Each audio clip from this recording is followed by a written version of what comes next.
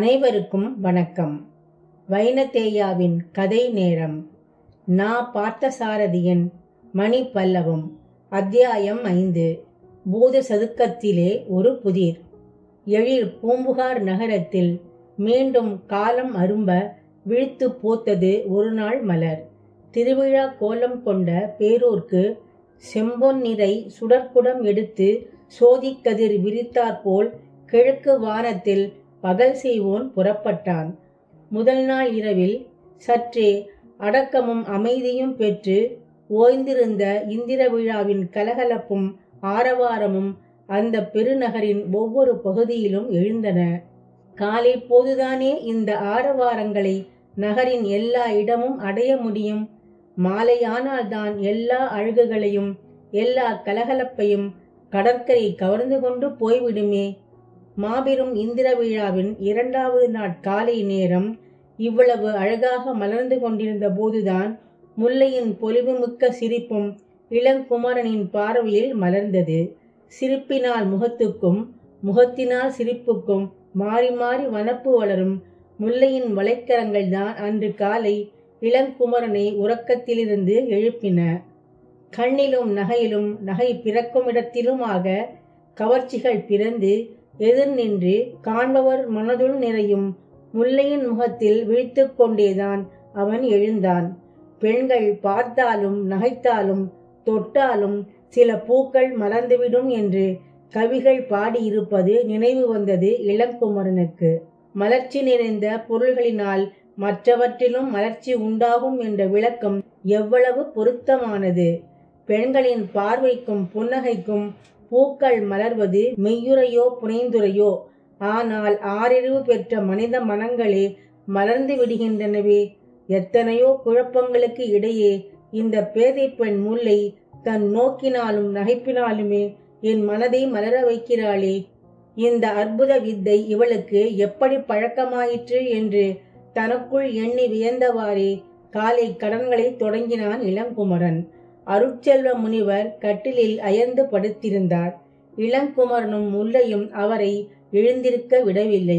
எவ்வளவு தளர்ந்த நிலையிலும் தம்முடைய நாட்கடன்களையும் தவ வழிபாடுகளையும் நிறுத்தி அறியாத அந்த முனிவர் பெருந்தகையாளர் என்னை எப்படியாவது எனது தவச்சாலையிலே கொண்டு போய் சேர்த்து விடுங்கள் என்று அன்றும் பிடிவாதமாக மன்றாடி பார்த்தார். இளங்குமரனும் முல்லையும் தான் அவரை வற்புறுத்தி ஓய்வு கொள்ள செய்திருந்தனர்.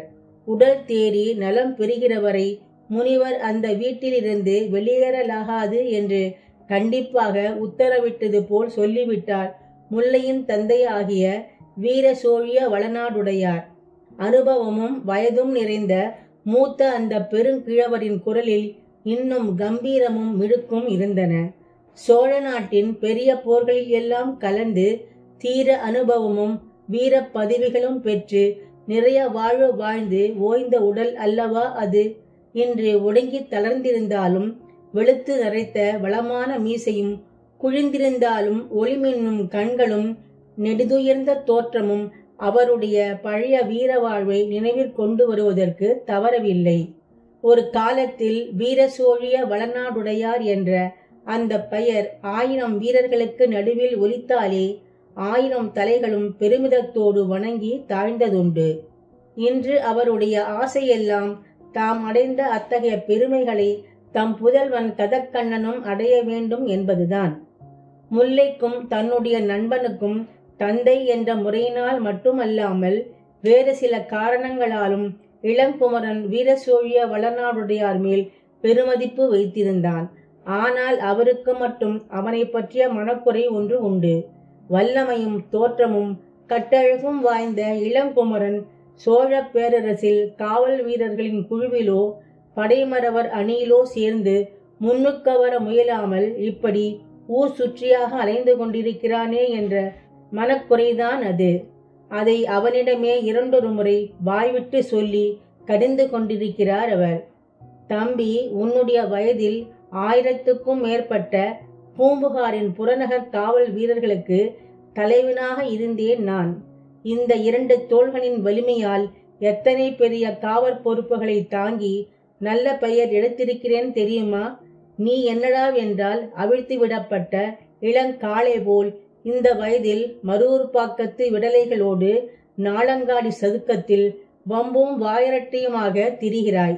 முனிவர் உன்னை செல்லமாக வளர்த்து ஆளாக்கிவிட்ட பாசத்தை மீற முடியாமல் கண்டிக்க தயங்குகிறார். இவ்வாறு அவர் கூறுகிற போதெல்லாம் சிரிப்போடு தலை குனிந்து கேட்டுக்கொண்டு மெல்ல அவருடைய முன்னிலையில் இருந்து நழுவி விடுவது இளங்குமரனின் வழக்கம். ஆனால் என்றென்னவோ வழக்கமாக அவனிடம் கேட்கும் அந்த கேள்வியை கூட அவர் கேட்கவில்லை. காரணம், முதல் நாள் இரவு சம்பாபதி வனத்தில் முனிவருக்கும் தனக்கும் ஏற்பட்ட துன்பங்களை முற்றிலும் கூறாவிடினும் ஓரளவு சுருக்கமாக காலையில் அவருக்கு சொல்லியிருந்தான் இளங்குமரன். தம்பி, நேற்றிரவு சம்பாபதி வனத்தில் கதக்கண்ணனும் அவன் தோழனும் காவலுக்காக சுற்றி வந்தபோது நீ சந்தித்ததாக கூறினாயே. விடிந்து இவ்வளவு நேரமாகியும் கதக்கண்ணன் வீடு வந்து சேரவில்லையே. அப்படி எங்கே சுற்றி கொண்டிருக்கிறான் அவன் என்று வீரசோழிய வளநாடுடையார் கேட்டபோது அவருக்கு என்ன மறுமொழி கூறுவது என சிந்தித்தாற்போல் சில வினாடிகள் தயங்கினான் இளங்குமரன். ஏனென்றால் கதக்கண்ணன் தன் பொருட்டு வஞ்சினம் கூறி தன்னுடைய எதிரிகளை துரத்தி கொண்டுதான் போயிருக்கிறான் என்ற செய்தியை அவன் கிழவரிடம் கூறவில்லை. தன்னையும் முனிவரையும் சம்பாபதி வனத்தில் யாரோ சிலர் வழிமறித்து தாக்கியதாகவும் கதக்கண்ணனும் மற்றொரு காவல் வீரனும் அந்த வழியாக வந்தபோது தாக்கியவர்கள் ஓடிவிட்டதாகவும் மட்டும் ஒருவிதமாக அவரிடம் சொல்லி வைத்திருந்தான் இளங்குமரன். ஐயா, இந்திர விழா காலத்தில் நேரத்தோடு வெளியேறி நேரத்தோடு வீடு திரும்ப வேண்டும் என்று எதிர்பார்க்கலாமா? நீங்களும் முல்லையும் நேற்று மாலை விழா கோலத்தை எல்லாம் பார்த்து வந்து விட்டீர்கள். கதக்கண்ணனுக்கும் விழாக்கான ஆவல் இருக்கும் அல்லவா? நேற்றிரவே நகருக்குள் போயிருப்பான். அங்கே படைமறவர் பாடி வீடுகள் ஏதாவது ஒன்றில் தங்கியிருந்து விடிந்ததும் ஊர் சுற்றி பார்த்துவிட்டு தானாக வந்து சேர்வான் என்று அவருக்கு மறுமொழி கூறினான் இளங்குமரன். கிழவர் அவனுடைய அந்த மறுமொழியால் சமாதானம் அடைந்தவராக தெரியவில்லை. அண்ணன் ஊருக்கெல்லாம் பயமில்லாமல் காவல் புரிகிறேன் என்று வேலேந்திய கையோடு இரவிலும் குதிரையில் சுற்றுகிறான். அப்பாவுக்கோ அவன் தன்னையே காத்து கொள்வானோ மாட்டானோ என்று பயமாயிருக்கிறது என்று கூறி சிரித்தாள் முல்லை. பயம் ஒன்றுமில்லையம்மா எனக்கு. நீ இன்று காலை நாளங்காடி பூத சதுக்கத்துக்கு போய் படையில் வழிபாடு செய்ய வேண்டும் என்றாயே. நான் இங்கே இந்த முனிவருக்கு துணையாக இருந்து இவரை கவனித்துக் கொள்ளலாம் என்று நினைக்கிறேன். கதக்கண்ணன் வந்திருந்தால் நீ அவனை உடன் அழைத்து கொண்டு புறப்பட வசதியாயிருக்குமே என்றுதான் பார்த்தேன். அண்ணன் வராவிட்டால் என்ன அப்பா? இதோ இவரை உடன் அழைத்து கொண்டு பூத சதுக்கத்துக்கு புறப்படுகிறேனே. இவரை விட நல்ல துணை வேறு யார் இருக்க முடியும் என்று இளங்குமரனை சுட்டிக்காட்டி கேட்டாள் முல்லை. இளங்குமரன் தனக்குள் மெல்ல நகைத்து கொண்டான். இவனையா சொல்கிறாய் அம்மா? இவன் உனக்கு துணையாக வருகிறான் என்பதை விட வீரசோழிய வளநாடுடையார் மகள் இவனுக்கு துணையாக செல்கிறாள் என்று சொல்வது பொருத்தமாக இருக்கும். ஊர் சண்டையும் தெருவம்பும் இழுத்து எவனோடாவது அடைத்து கொண்டு நிற்பான். நீ இவனை சமாதானப்படுத்தி அழைத்து கொண்டு போக நேரிடும். அப்படியே இருக்கட்டுமே அப்பா. இவருக்கு துணையாக நான் போகிறேன் என்று வைத்துக் கொள்ளுங்களேன் என்று விட்டு கொடுக்காமல் சொன்னாள் முல்லை. முல்லை, என்னை குறை கூறுவது என்றால் உன் தந்தைக்கு விருந்து சாப்பாடு சாப்பிடுகிற கொண்டாட்டம் வந்துவிடும். அவருடைய ஏளனத்தை எல்லாம் வாழ்த்துக்களாக எடுத்துக்கொண்டு விடுவேன் நான். இளங்குமரன் புன்னகை புரிந்தவாறே இவ்வாறு கூறிவிட்டு வீரசோழிய வளநாடுடையாரையும் அவருடைய செல்வ மகளையும் மாறி மாறி பார்த்தான். அருட்செல்வ முனிவரே, உங்களுடைய வளர்ப்பு பிள்ளையாண்டானுக்கு அறிவும் பொறுப்பும் வளர்ந்திருக்கிறதோ இல்லையோ, வாய்ப்பேச்சு நன்றாக வளர்ந்திருக்கிறது என்று அதுவரை தாம் எதுவும் பேசாமல் அவர்களுடைய வம்பு உரைகளை கேட்டுக்கொண்டிருந்த முனிவரை நோக்கி கூறினார் வீரசோழிய வளநாடுடையார். இதை கேட்டு முனிவர் பதிலேதும் கூறவில்லை. அவருடைய சாந்தம் தவழும் முகத்தில் சிரிப்பு மலர்ந்து அடங்கியது. அந்த சிரிப்பின் குறிப்பிலிருந்து கிழவர் கூறியதை அவர் அப்படியே ஒப்புக்கொண்டதாகவும் தெரியவில்லை, அப்படியே மறுத்ததாகவும் தெரியவில்லை. ஒவ்வொருவருக்கும் ஒரு பொருளை உய்த்துணர இடமளித்தது அந்த சிரிப்பு. இளங்குமரனுக்கு, குழந்தாய், நீ கவலைப்படாமல் முல்லையோடு நாளங்காடிக்கு புறப்பட்டு போய்விட்டு வா. நேற்றிரவு சம்பாபதி வனத்தில் நடந்தவற்றிலுள்ள இரகசியத்தையோ அல்லது வேறு இரகசியங்களையோ இந்த கிழவரிடம் வரம்பு மீறி சொல்லிவிட மாட்டேன் என்று அபயமளித்தது அந்த சிரிப்பு. முல்லைக்கோ, பெண்ணே, உன் இதயத்தில் இளங்குமரனை பற்றி வளரும் இனிய நினைவுகள் புரியாமல் உன் தந்தை அவனை இப்படி உன் முன்பே ஏளனம் செய்கிறாரே என்ற குறிப்பை கூறியது அந்த சிரிப்பு. உங்கள் முதுமைக்கும் அனுபவங்களுக்கும் பொருத்தமானவற்றைத்தான் இளங்குமரனுக்கு நீங்கள் சொல்கிறீர்கள் என்று கிழவரை ஆதரிப்பது போல் அந்த சிரிப்பு அவருக்கு தோன்றியிருக்கும். எந்த மன உணர்வோடு பிறருடைய சிரிப்பையும் பார்வையையும் அளவிட நேருகிறதோ அந்த உணர்வுதானே அங்கும் தோன்றும். முல்லை தன்னை அலங்கரித்து கொண்டு புறப்படுவதற்கு சித்தமானாள். கண்களிலும் முகத்திலும் உடலிலும் பிறக்கும் போதே உடன் பிறந்து அலங்கரிக்கும் அழகுகளை செயற்கையாகவும் அலங்கரித்த பின் வழிபாட்டுக்கும் படையலுக்கும் வேண்டிய பொருள்களை எடுத்துக்கொண்டு புறப்பட்டாள் முல்லை. படையலுக்காக நெய்யில் செய்து அவள் எடுத்துக்கொண்டிருந்த பணியாரங்களின் நறுமணத்தை இளங்குமரன் நுகர்ந்தான். முனிவரிடம் சொல்லி விடைபெற்று கொண்டே பின் கிழவரை பார்த்து, ஐயா, நானும் முல்லையும் நண்பகலுக்குள் பூத சதுக்கத்திலிருந்து திரும்பி விடுவோம். அதற்குள் கதக்கண்ணன் வந்தால் இங்கேயே இருக்கச் சொல்லுங்கள். நான் அவனிடம் சில முக்கியமான செய்திகள் பேச வேண்டும் என்று கூறினான் இளங்குமரன். ஆகா, வேண்டிய மட்டும் பேசலாம் தம்பி, கவனமாக அழைத்து கொண்டு போய் வா. முல்லையை பூத சதுக்கத்தில் விட்டுவிட்டு நீ உன் போக்கில் மருவூர்பாக்கத்து விடலைகளோடு சுற்ற கிளம்பி விடாதே. அவளை வீட்டுக்கு கொண்டு வந்து சேர்த்த பின் நீ எங்கு வேண்டுமானாலும் போகலாம் என கிழவர் எச்சரிக்கை செய்தபோது முல்லையும் இளங்குமரனும் சிரித்து கொண்டே வெளியேறினார்கள். முதல் நாள் இரவிலிருந்து தன்னுடைய மனதில் மிகுந்து வரும் துன்பங்களையும் தவிப்பையும் அந்த சமயத்தில் ஒரு வழியாக மறந்துவிட முயன்ற இளங்குமரன் முல்லையோடு உற்சாகமாக சிரித்து பேசிக்கொண்டே சென்றான். முல்லை, உன் தந்தையார் என்னை பற்றி பேசுகிற பேச்செல்லாம் ஒரு விதத்தில் பொருத்தமாகத்தான் இருக்கிறது. ஊராருக்கெல்லாம் இந்திர விழாவின் தொடக்க நாளில் உற்சாகம் தேடிக்கொண்டு வருகிறதென்றால் அடிபடி போர் இப்படி ஏதாவது வம்புகள் தான் வந்து சேருகின்றன. நேற்று மாலை கடற்கரையில் ஒரு யவன மல்லனோடு வலுச்சண்டைக்கு போய் வெற்றி பெற்றேன். நேற்று இரவு சம்பாபதி வனத்தில் என்னிடம் யாரோ வலுச்சண்டைக்கு வந்தார்கள். வாங்கி கட்டி கொண்டேன். இந்திர விழாவின் 28 நாட்களும் என் பங்குக்கு நேரடியாகவோ நண்பர்கள் மூலமாகவோ இப்படி வம்புகள் தாம் எவையேனும் தேடி வரும் போலும். ஒருவேளை நீங்களாகவே வம்புகளை தேடிக்கொண்டு போகிறீர்களோ என்னவோ. பார்த்தாயா, நீயே என்னிடம் வம்புக்கு வருகிறாயே முல்லை. வீர சோழிய வளநாடுடையார்தான் குறும்பாகவும் குத்தலாகவும் பேசுகிறார் என்று பார்த்தால் அவருடைய பெண் அவரையும் மீறிக்கொண்டு குறும்பு பேச்சில் வளர்கிறாளே. உன்னை சொல்லி குற்றமில்லை பெண்ணே, என் தலையெழுத்தே அப்படி. சில பேர்கள் நல்ல வாய்ப்புகளையே தேடிக்கொண்டு போகிறார்கள்.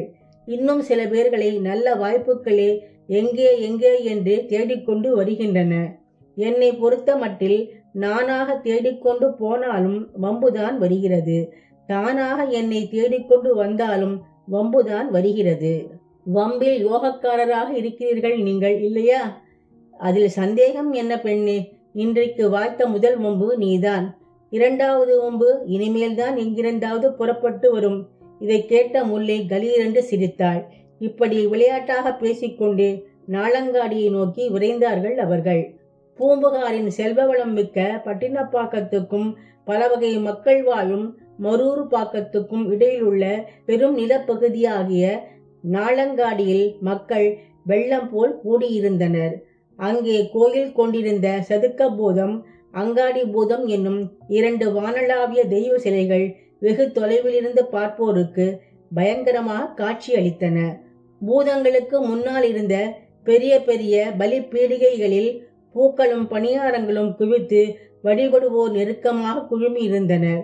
மடித்த வாயும் தொங்கும் நாவும் கடைவாய் பற்களுமாக ஒரு கையில் வஜ்ராயுதமும் மற்றொரு கையில் பாசக்கயிறும் ஏந்திய மிக பெரும் பூதச் சிலைகள் செவ்வரளி மாலை அணிந்து எடுப்பாக தோன்றின.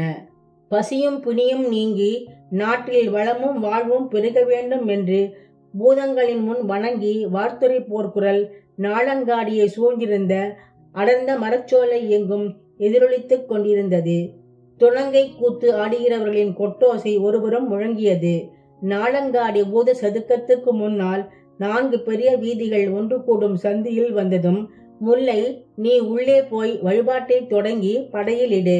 நான் இந்த பக்கத்தில் என் நண்பர்கள் யாராவது சுற்றி கொண்டிருக்கிறார்களா என்று பார்த்துவிட்டு உள்ளே வருகிறேன் என்ற இளங்குமரன் அவளை உள்ளே அனுப்பிவிட்டு தான் மட்டும் அங்கேயே நின்று கொண்டான்.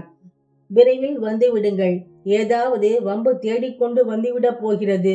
சிரித்துக்கொண்டே அவன் பக்கம் திரும்பி பார்த்து சொல்லிவிட்டு பலிப்பீடிகையை நோக்கி நடந்தாள் முல்லை. படையில் முடிந்ததும், நீ தரப்போகிற நெய்யில் பொரித்த எள்ளுருண்டையை நினைத்தால் வராமல் இருக்க முடியுமா முல்லை என்று நடந்து போகத் தொடங்கிவிட்ட இளங்குமரன் அவள் செவிகளுக்கு எட்டும்படி இறைந்து சொன்னான். பின்பு தனக்கு பழக்கமானவர்கள், நண்பர்கள் எவரேனும் அந்த பெருங்கூட்டத்தில் தென்படுகிறார்களா என்று தேடி சுழன்றன அவன் கண்கள். ஆனால் அவன் தேடாமலேயே அவனுக்கு பழக்கமில்லாத புது மனிதன் ஒருவன் தயங்கி தயங்கி நடந்து வந்து அருகில் நின்றான். ஐயா என்று இளங்குமரனை மெல்ல அழைத்தான். ஏன், உனக்கு என்ன வேண்டும் என்று அவன் புறமாக திரும்பி கேட்டான் இளங்குமரன். உங்களைப் போல் ஓவியம் ஒன்று எழுதி கொள்ள வேண்டும். தயவு கூர்ந்து அப்படி அந்த மரத்தடிக்கு வருகிறீர்களா என்று அந்த புது மனிதனிடம் இருந்து பதில் வந்தபோது இளங்குமரனுக்கு வியப்பாயிருந்தது. இது என்ன புது புதிர் என்று திகைத்தான் அவன். மணிப்பல்லவம் 6வது அத்தியாயம் அடுத்த பதிவில் தொடரும். நன்றி.